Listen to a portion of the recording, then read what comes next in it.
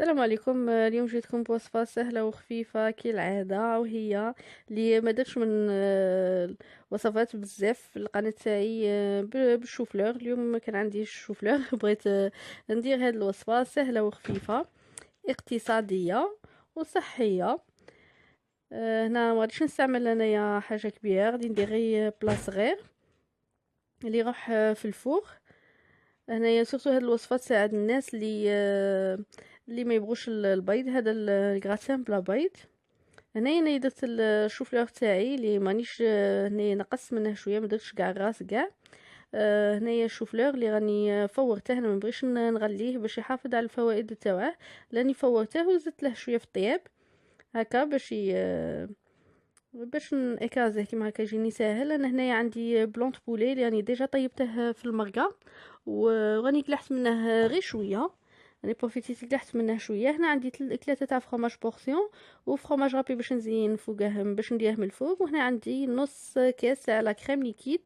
نقدروا نستعملوا الحليب اللي عندها الحليب، اللي ما عندهاش لا كريم ليكيد تقدر تستعمل الحليب. انا هنا درت شويه ملح وشويه فلفل كحل. ندير شويه فلفل كحل باش تجيني شويه حاره، راني بغيتها حاره ما تجي ياكلوا منها الصغار. درت ثاني في الدجاج. هنايا ضربت هذاك الفرomاج بورسيون. هنا نقدروا نضاعفوا الكميه كما قلت لكم. انا غادي ندير غير بلا صغير، غادي ندير معاه ماكله واحد اخرى، والناس اللي يبغوا يديروه كوجبه كاع العشاء ما غاديش يزيدوا معاه حاجات واحد الاخرين، يقدروا يزيدوا البلا ويضعفوا الكميات. انا كما قلت لكم درت الشوفلور، راني درت الفرomاج بورسيون خلطته. وهنايا درت لا كريم ليكيد كما قلت لكم نص كاس تاع لا كريم ليكيد، نقدروا نعوضوها بالحليب. وهنا غادي نخلطهم. وصفه سهله سهله، سورتو المرأة العاملة كما دائما نذكرها، نقول المرأة العاملة نساعدها قال يدخل مشي بكي للدار ولا حاجة خفيفة كيما هاك.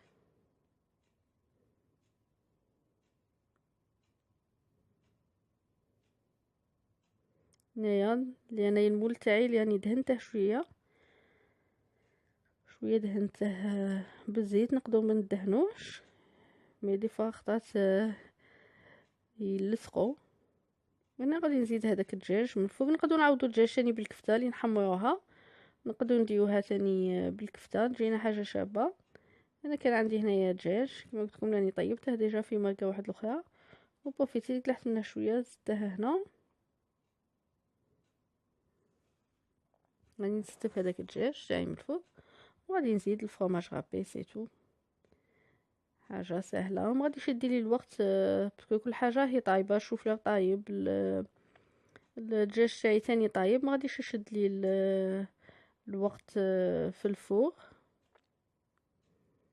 غادي قلت لي انا غادي نخليه غير 15 دقيقه. غادي نشعل الفوق تاعي على 180 درجه ويطيب لي على 15 دقيقه. كي شغل غادي غير يتحمر وينشف لي شويه من هذيك لاكريم اللي درتها فيه سيتو.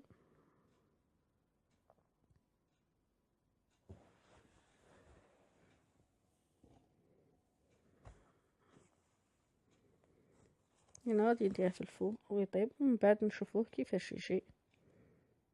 وهنا هاي الوصفه تاعي كيفاش راهي جات. اولا كي تجي هذيك الطبقه الفوقانيه تجي كي شغل كروسيونت، والداخل يجي هكا هذيك لا كريم فيه يجي روعه. هاد الكراتين نتمنى ان شاء الله تجربوه. الفيديو تاع اليوم هكمل، ونتلاقاو في فيديو واحد الاخرين ان شاء الله.